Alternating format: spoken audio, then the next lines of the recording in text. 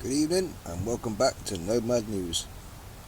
Okay, so as you can imagine, I spend a lot of time scrolling the internet when I'm bored, and I came across this video on GP News. Well, now to the government's latest plan to quote-unquote solve the migrant crisis. And asylum seekers are to be housed in newly built council homes as part of the push to end the use of migrant hotels. Well, up to 200 local authorities are said to be keen on the scheme. Last year, 1.33 million people were on the waiting list for social housing in England. That's the highest number since 2014. Well, we're joined by Reform MP Lee Anderson. Lee Anderson, welcome to the programme. Look, Lee, so more council houses, but it sounds like they're going to asylum seekers. Yeah, well, Nana, hello, Nana. Happy New Year. And Happy New Year. In Ashfield alone, we've got about 7,000 people on the council house waiting list. It's been like that for many, many years. And to suggest that asylum seekers, and let's be honest, a lot of these aren't genuine asylum seekers, they're illegal migrants crossing the channel and getting loads and loads of freebies in our countries. To suggest, though, that these are going to go to the top of the queue above the residents, the born and bred Ashfield residents in my constituency, is absolutely disgusting. They should not be given any form of social housing until every single person on the council house waiting list in every constituency in the country has a choice of housing. It is that simple. Now, I haven't clarified this information, but I'm assuming that this is true. Apparently now illegal migrants and asylum seekers and illegal migrants will be prioritised for social housing in front of British people, which of course is going to cause outrage pretty much countrywide. Government's latest plan to supposedly solve the migrant crisis, and it's this. Asylum seekers are to be housed in freshly built, completely free council homes as part of the push to end the use of migrant hotels. Now, up to 200 local authorities are said to be keen on the scheme, and 5 are already applying for a pilot. Now, a reminder that last year, 1.33 million Brits were on a waiting list for social housing in England alone, and that's the highest number since 2014. Well, I'm joined in the studio by GB News' chief political correspondent, Catherine Forster, and also by our senior political commentator, Nigel Nelson. Welcome to the show, both of you. Catherine Forster, I'm going to start with you. I honestly think on New Year's Eve, this is the late contender for the most boneheaded political idea of the year. Just when you think you've heard them all, the notion that if you come to Britain on a dinghy, if you come here as an illegal immigrant, if you come here having never paid a single dime, single penny into the British pot in your entire life, the notion that 200 councils, that you should be given a free council house and pushing Brits to the back of the queue, I think is the most dunderheaded idea of the year. Well, certainly, I think a lot of people are going to think it sounds incredibly unfair. The government would say it's only going to be a pilot scheme at the moment. There's 5 councils that have said they definitely want to do it: Brighton and Hove, Peterborough, Thanet, etc. The government's argument is that it's going to save money because rather than putting people in hotels or private rented accommodation, they can, yes, build council houses or refurbish them. But, of course, we've got 1.3 million British people waiting on social housing lists, who I think many of them will feel that for someone to break into the country, having crossed from France, another safe country, and then go straight to the top of the list for dental treatment, NHS housing, is deeply unfair. And some of the comments have said this. But the problem is these people have got to go somewhere, and what the government need to do is stop the boats. But for all the smash the gang, stop the boats that we hear from this government and the last one, nothing seems to be working at the moment. Nigel Nelson, on New Year's Eve, this has gone down like a firework, a rocket up the backside. Let's be absolutely honest. The notion that you can come to Britain on a dinghy and be given a free council house is... The political class are living on a different planet. The political class have got to house these people somewhere, as Catherine's just said. And no one likes the hotels they were put in. No one likes the army bases that they're about to be transferred to. Anybody who lives anywhere near a migrant doesn't like it. When it comes down to people missing out on social housing because of this, they won't. The reason people have missed out on social social housing is because of Margaret Thatcher's right to buy scheme. So last year, 8 times more social housing was sold than actually built. Nigel, I think you're on the same planet as these councillors. Look, if you're spending 100 million quid, suddenly that's been found from nowhere down the back of the sofa in Downing Street, I don't know, suddenly got 100 million quid to convert old housing or build brand spanking new housing, how is that not going to mean that Brits are at the back of the queue?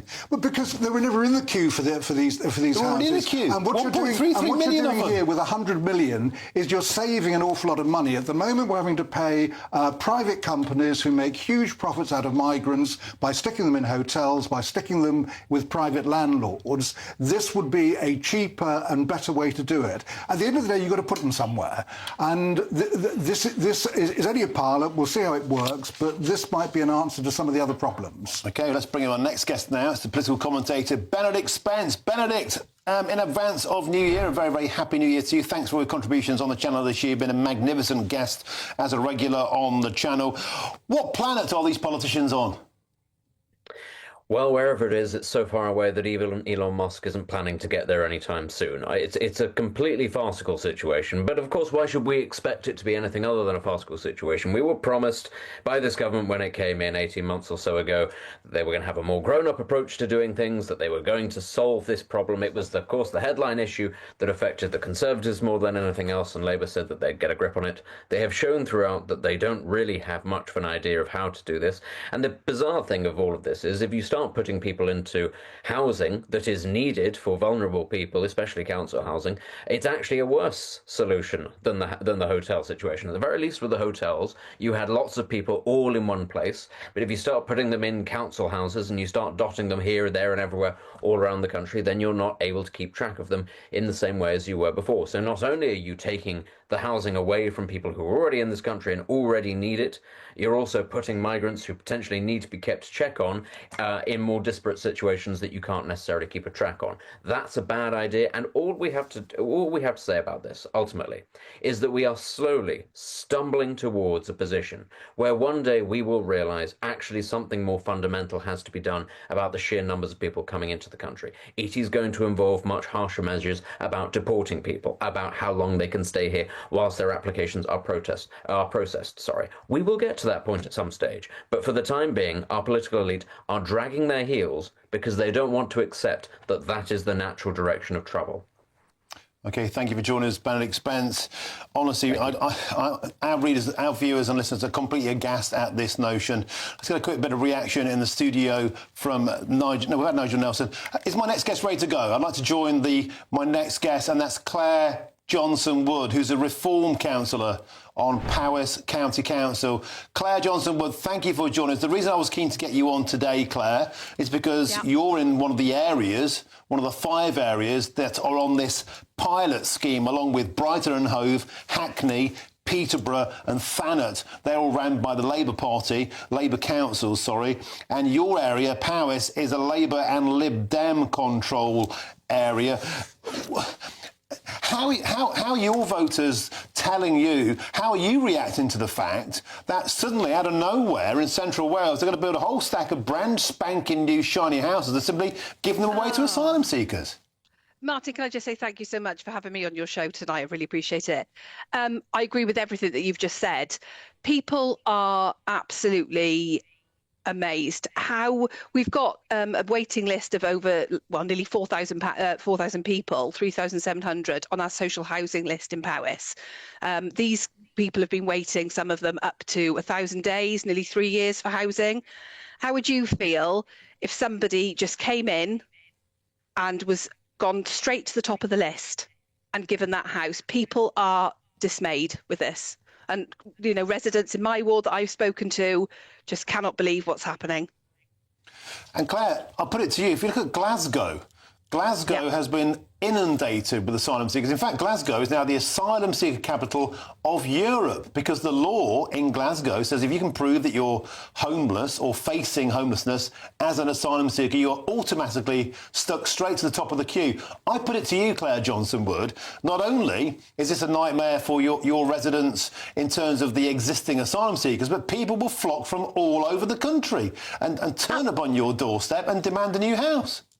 Yeah, absolutely. And what about our local people that are veterans, that that are disabled, that are pensioners, veterans, British citizens that actually need this housing? And why should we give housing to people that have just come into this country straight away as abhorrent and offer them housing when they don't pay anything into the system, they haven't worked, they can't work, and they're just taking everything? And what about the infrastructure? Powys is a very, very rural county. We haven't got a general hospital in Powys. The schools are closing left, right, and centre under the current cabinet in Powys. We haven't got, GP appointments, dentist appointments. How are we going to support that? We have not got the infrastructure. Before the racist brigade come and attack me and think that I'm trying to be racist when I say some of this stuff, I'm not.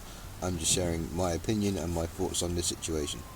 Now, as a homeless person myself, even though I class myself as a nomad because I move around, I am homeless and I am part of this 1.whatever million British people on the waiting list.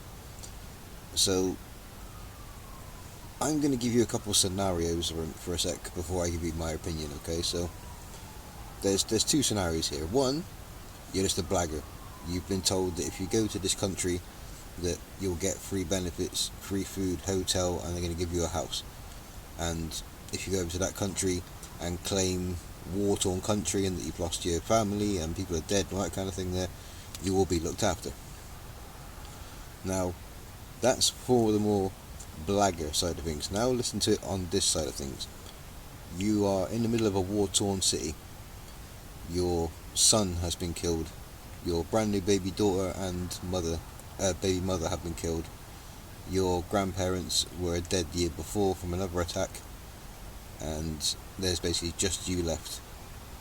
So you've had no choice but to flee to a different country, and there's free passage to the UK, where you'll be given benefits, shelter, food and assistance to get you back on your feet. Now, in a war-torn situation where these sort of horrible things and traumatizing things have happened to you, you're going to jump on this sort of thing. But even from the blagger opportunity side, you're still going to jump on something like this if you have been told that these things are going to happen and there's case studies to show that these things are actually happening. And that's why we have such a problem right now, because there are genuine asylum seekers who have come to this country to escape war, but we also have people that are just here to take advantage of our system. Am I mad about it? No, not really. I mean, I'm not surprised that something like this has come up with our governments. Our government is exactly known for helping us. Our local councils aren't exactly known for helping us. It doesn't surprise me that they're trying to look good by helping migrants the way they are. That's all it is. It's more of a look good in front of the media and in front of people on social media, and you can't be called out and you'll be considered racist if you don't help, instead of looking after British people first. See, that's the problem, because you will be considered racist if you don't agree with helping migrants, and you won't help migrants, or you think British people should be looked after first. You are now considered racist. That's part of the big problem, and from there, that's why I think that the system is just screwed now. They're doing this on purpose as well. They want this country to be the typical old school racists that we used to be back in the day, instead of peace and love and all that. So this is all by design. This whole migrants thing is all by design, and also to rush in their digital ID program. So yeah, it's an interesting time, but also quite a scary time, and I might as well get used to living in a tent, because it looks like I'm going to be even further back on the priority list now. So yeah, it is what it is. I try not to get angry. I try not to look too much on the dark side of things, but yeah, doesn't look like I'll be getting anywhere to live anytime soon via the council. I think it's insane that this thing's even happening, to be honest with you, but it doesn't really surprise me that migrants are going to be prioritised over Brits, because again, it's all about looking good on social media and in the eye of the public, where only really a short and small amount of people from the UK will be outraged, and they will just be classed as racist and plastered as racist and antisocial and all this kind of thing there, just to bring in what they want. So yeah, I mean, not really surprised, but here we go. So I'll be keeping an eye on the situation. I'll update you on the situation, but I'll leave with some more clips from this thing here, and yeah, we'll speak about it again next time. But for now, this is Nomad News. Check it out.